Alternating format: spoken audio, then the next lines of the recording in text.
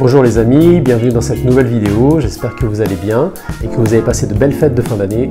Et d'ailleurs j'en profite pour vous présenter mes meilleurs vœux pour 2022, que cette année vous soit belle, douce et bienveillante, à vous ainsi qu'à vos proches. Et je vous souhaite une pleine réussite dans tous les domaines qui vous tiennent à cœur, qu'ils soient professionnels, personnels, etc. bien sûr.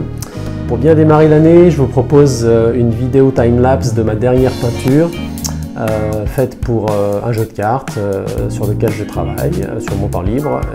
Bon, vous verrez, c'est un personnage, une carte de joueur. Là, j'ai pris beaucoup de plaisir à faire cette peinture, c'était vraiment sympa et voilà, j'espère que vous aurez plaisir à regarder la façon dont j'ai procédé et que ça pourra peut-être vous aider pour